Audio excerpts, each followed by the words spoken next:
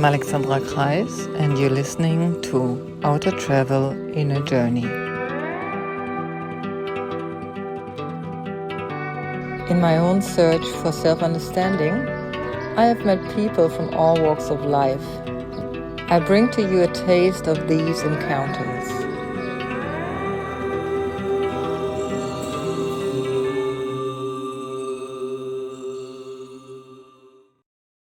Okay, hello and welcome back to my podcast, Outer Travel in a Journey. And today I'm sitting down with the very beautiful Annika Lindberg. Hello. Hello there. Hey, I have invited Annika to speak a little bit about her book she published in Swedish, which talks about her struggles on the path of yoga.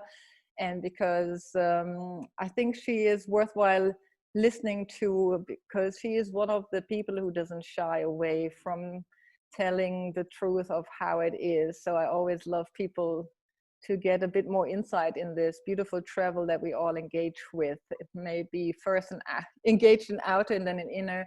So Annika, you have retired. So this is like a big thing, right? Yes, it is kind of. Yeah. And how are you doing with this retirement? How are you living your life right now? What's come up for you? Well, I live kind of a quiet life. We live on the countryside, and I'm happy with just not having so much from the outer world. Yeah. I get up in the morning, I do my yoga, I have a coffee, go out in the forest or in the garden, see my family, my children and grandchildren, and I'm happy with that. I don't need all the other things that I thought I needed before. Yeah, it's funny how you say that. Do you think I think that's where we all want to arrive at if we are on a quest. I think we are always looking into what is it that fuels our life, and what's the key thing that you've taken out of that choice of giving up work, because we also ultimately have the choice to work until we die, right? What have you taken from it, and what has fueled your decision to do that? For a couple of years, I worked very hard. I worked full-time at the university with marketing and communication. And in the evenings, I had my yoga studio, a small one. But for 5 years, I worked a couple of evenings and then the full days. So I was really exhausted. And I didn't quite understand that until I really felt like I had to give this up. So just letting go of things has been the key for me. Letting go of that studio, letting go of my job, letting go of all the colleagues. I mean, I can meet people if I want to. It's not that I have to go to a place for that. Job, I mean. Yeah. When I hear you saying that, like from my head, I agree. And inside, I can feel like I'm getting a little bit freaked, letting go of all of that. I'm sure you have a bit of help, of course, from the health system. I mean, you are kind of retired, so you get some sort of pension.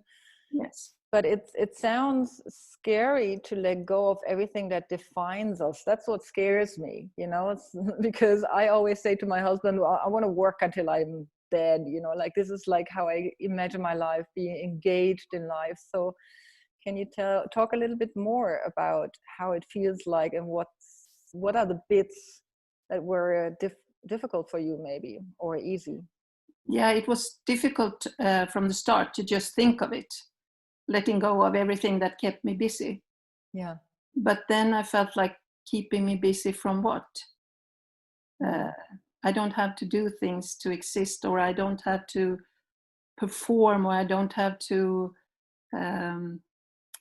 do something to get people's liking. I am enough. Not to be better or anything like anybody else, or just like it's enough to just be a good person. That's where I ended up. So I closed my company. I took away all the information on Facebook, all my different jobs I had, all my different educations and everything, because I felt like that's not going to define me. I want to be a kind person, and that has to be enough. Yeah.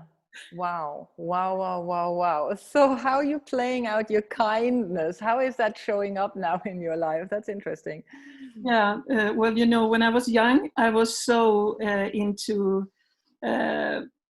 all the difficulties in the world, and it got me almost depressed when I was a teenager, until I felt like, well, I can think globally, but I have to act local. I Yeah. have to act where I am. I am not in South Africa. I am here. So a couple of months ago, we had a neighbor out for coffee. He's an old man. He's almost 80 years old. Yeah. And then he told us that he had been so depressed that he tried to hang himself. Wow. Yeah, and we were just like, what's happening? And I Yeah. felt like, this is my neighbor, and I didn't know that he didn't feel good. I mean, he's not my best friend, but he's a person. So we decided we have to meet him now and then. And now we go over and ask him if he needs something, if he wants us. And now during this time, if he wants some shopping and so. And it turned out that we're not the only ones. So if we care about each other, like here in our small city and in our family, I think we're doing a good job. We don't have to be so big. We don't have to do so big things. All the things I thought of when I was young. And do you think that's possible for anybody? Like I do have a variety of people listening to this podcast, I believe, you know, like from different age groups. And do you think you could have done that before and now? I mean, before you reached a certain age where we're talking about retirement in, like, you know, our world in Europe or within Europe. And yeah. I think some things come with age. You don't have to have so much wisdom. I mean, there are stupid people also that are old. You have to work on it all the time. But I felt like different stages. When I turned 50 and when I turned 60, things really started to change inside me. Yeah. And it was more like peace. Yeah. Inside. And maybe it's all the practice. Maybe it's all the that's coming to bear fruit now, or it's a combination. I don't know. But I think when you're 20, you can't think like this. You have too much energy. You have a different. I mean, life is so different when you're young, and it should be.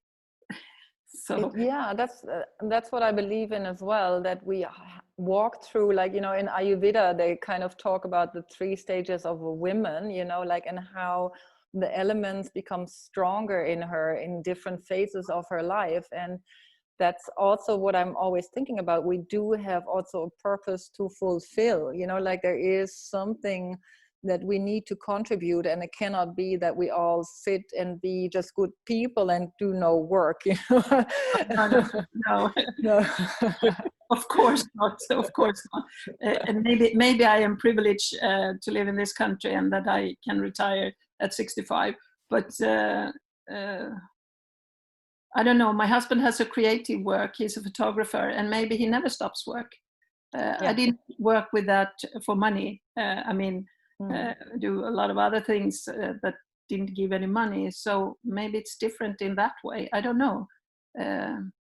I do find that the most interesting thing, that there is generally a frame to our lives that we share on this planet, but not everybody has the same route, or not everybody has to go through the same moves. But it's interesting to give permission to say, like, you know, I'm ready to let go. Or it's interesting to say, like, I feel so inspired and I want to keep people being inspired through my artwork or through my photography. So yeah, I totally get what you're saying, that it's more a thing that came into your life, and that's why we're sitting here. Because you also, what came into your life was that you felt you wanted to write a book. Can you talk a little bit about that project, where it started off, for example? How did you Well, come to that idea? yes. I started a blog that's in Swedish, where I started to write about my yoga journey. And I didn't start the blog when I started the yoga, but I had to start the blog when I felt so alone in my practice. And I felt like all my best yoga friends were abroad. They were not here. And my teachers doesn't live in my country. So I felt like I needed some kind of a connection with other souls. So I started it, and I wrote it for almost every day for 10 years. And then I felt like, this is enough. I'm done here. But it was a very good time, because I got a lot of friends virtually in different countries, a couple of friends in Finland, and it felt really nice to share our thoughts about the struggle, because I was so surprised over the struggle for me. It felt like if I look into a paper about yoga, or not the deep yoga books about asanas and theory and all that history, but it was all glamour. It was like, you should be very thin, you should be very flexible, you should be very blonde. Which you were at the time. But very, very white. Yeah. It was just one small piece of humans that were showing off. And I couldn't recognize anything for myself in that. So the blog had a Swedish name, An Onning om yoga, and it's difficult to translate it to English, but it says like a sense of yoga, because I felt like this is a big ocean, and I have just dived in somewhere, and I have to swim further. And some of my readers just encouraged me to write a book. So that's where it came from. And I always like to write. Yeah. So I ended up writing the book and publishing it myself and selling it, and got a lot of PR, can you say? Yeah. I was in the radio and interviewing. People were interviewing on different places. Yeah. And I got a lot of nice feedback from my readers. Yeah. And the book, it's all about me trying to bow my head. Can you tell your favorite part of the book, or like, or what has resonated? If you don't have a favorite part, if somebody said, or if people come back to you about, maybe you can share a tiny story, at least so we get a sense of what you're writing about. Yeah, it was like kind of my everyday life, to get up in the morning and get myself on my mat. And it hasn't always been natural for me to do that. I remember once I was lying in my bed for 1 hour, trying to talk myself out on the floor until I finally did it. Yeah. And I realized more and more that my center is in my lower belly. That's where I have my breathing from. But once we were all out in the car, my husband and I, we had been visiting some friends, and it was getting dark, and it jumped out an animal on the road, and I got so afraid, but I didn't get afraid up here as I usually was. It was more like the feeling was in my lower belly, and it was like spreading out like a net, and I felt like, wow, I'm really in my center. And I never felt that before. And it was like those small situations in every person's life that showed me that I'm into something else now. And it takes time. And my teacher always says you have to be persistent and you have to trust the process. And that's what I really learned. the more I trust the things I do, and the more I get what I need. Yeah.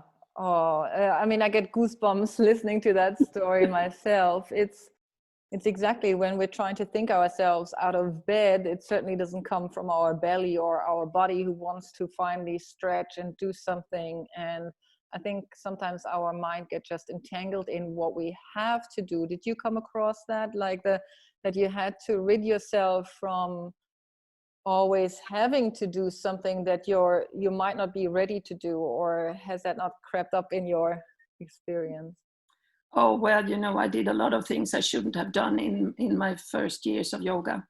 And I think I got a lot of injuries after that. I had 5 slip discs in my spine. So that really forced me to slow down. Because when I started, and I mean, I was 45 when I started with yoga. I wasn't just so young. And still I was competing with myself, and trying to do better and more and better and more, and ended up with long sessions in the morning, like 40 minutes, and I was sweating, and it wasn't serving me anything. So when I got those injuries in my the 2 slip discs in the end of my spine at my sacrum, I got them during the night before I got 50. So I just woke up screaming, and I could, and my leg, I couldn't walk with my right leg. So that was a sign, right? I mean, that's like an omen. Oh, it was a big sign. It was like punch in the face. Now you have to stop. So, yeah, and I have to almost undo a lot of things I had done, because it didn't serve me. And now I do a small practice in the morning, and I'm very happy with that. And I got some asanas from my teacher, and I do them, and I never think about doing anything else. I just do what I have got. But I'm very stubborn, so it took me a long time to really turn into that. Turn into that. And you said something super beautiful, Annika. You said also something beautiful. It slipped a little bit by, but it kind of hit me in a way that I heard it recently through a tantric teacher who I follow, Daniel Odier. And it's that undoing. You were saying you had to undo the injury, and I feel like the whole life is like undoing. It's like the yoga practice or whatever we are seeking is this undoing, and sometimes we have to be punched in the face, more or less, for us to arrive there. I think anybody I talk to who's really stepped onto the path of doing a yoga practice, or stepped onto a path of discovering this connection we have with the universe, has come through something really severe, because we all need a punch in the face after all the conditioning we run through, right? That's true. Yeah. How do you see that? I know that you have say, like, you have your grandmother, right? So do you notice this kind of behavior in your grandkids? That sort of like that they're trying to undo things they are being taught, or are they more trying to do things that they are being taught? No, I think they just follow their own mind as long as they can. And the smallest one, the youngest one, he is 2.5 years. Oh, wow. And I mean, I learned so much from him, and it sounds like a real cliche, but I do. I can see everything in him, that he's always in the moment. Always in the present moment. And that's really difficult for us, I think. At least it's been for me. I've been in the past, or I've been in the future, but it's been difficult to be here now. But he is. And he's so funny, and he's so much joy, and he's pure love. So And the funny thing is, he's doing a lot of yoga postures Yeah, all the time. And I mean, I think we're born like that, and then we forget it somewhere, and then we have to get ourselves back to the source, to the natural state. exactly. Um, and some of us, I mean, you're really lucky that you found somebody who can be a little bit like your guiding light. And we talked about this in the preliminary to this podcast, that there is this ultimate question: do we need a guide or do we not need a guide? And who can be our guide if we don't find a guide, right? So you were saying, apart from your teacher, you practice shadow yoga. So your teacher is Vanda Remete, yeah, and Emma Balnaves. So besides those, you find inspiration in life and through other circumstances, like your grandchildren, for example. Yeah. Yes, yes. Yeah. And my grandmother was a really good teacher for me also. When I think of her now, it's always like I was so lucky I had her until I was almost 30, and she helped me in many, many ways, and I can see that now also. So I think we get guides or teachers or whatever we want to call them in life, if we have our open mind and see them. And it could be a teacher in school, and it could be somebody in your family, and it could be a really good friend. But I also think in the topic of yoga, that is so big and so huge and have so many levels, that to not get lost, I think you need a teacher. I think, Yes. but it doesn't mean that somebody tells you what to do, but maybe somebody gives you advice of what you might look into, or what you should, what the next step is, or so.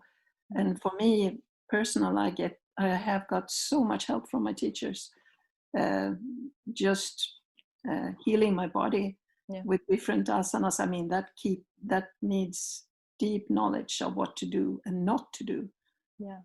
So, but also, as we talked before, we all have an inner guide. We all have our soul, and if we can listen to that little voice inside, when we need an outer teacher, I think they will come in our way.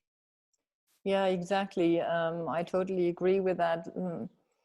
That the teachers and that which we call gurus, if we want to call it, or methods, are simply there to hear that voice. And so often we don't hear it, as your example of like doing a lot of things with your body shows, that you weren't capable of doing, and rather than injuring. And I'm sure there were moments in your practice where you were like, no, don't do this, and you thought like, but I need to be. Oh yes. Yeah. I think we all do that. And instead of always forcing us, there should be the time and the space to calm down. I think that's what yoga taught me. Like, if anything, I'm a very quick-minded person. Like my thoughts, they fly, and they fly very quickly. This is kind of like a description of vata as well. Like they can be everywhere. It's a blessing as much as it is a curse. And when it becomes a curse is when we follow the thoughts too much, or that's what I felt, and then I couldn't hear my inner voice. And you were telling me your grandmother helped you a lot, and I had an inner guide always. I feel like when we're talking about this now, I felt I had an inner guide that told me not to take painkillers and not to take, like, even my whole body was my inner guide at points, when I felt sick and I needed to take things. There were things I was struggling to take, and it was my body wanting to tell me, I feel, you can do differently. You can reach for this, feeling better in a different way. Now, mind you, I'm not saying, you shouldn't go to a doctor. What I'm saying, the things I struggled with, for example, my period pain, I've dissolved in completely different manner now when I aged, finding all the tools to dissolve the pain instead of just being in this constant mending and fitting in, mode where you can't work when you have period pains or other things. So yeah. Sorry, sorry, I elaborated a little bit on that, but I'm sure you can relate, right? Oh yes, I can. Okay, so is there one thing you want to maybe advise or give our listeners, in order what helped you, or what you would kind of be careful with when you seek out, your inner voice, or, writing a blog, or we talked about different things, but is there something that you feel you want to pass on right now to our listeners? Yes, during this time, the pandemic, it's a storm of online courses of yoga. And if you haven't done it before, don't do it now. Because if you try to do something new and you watch your screen and nobody's watching you, they don't know if you don't know if you're doing the right thing, because you think you do, of course, but usually we don't when we start with something that is kind of difficult to dive into.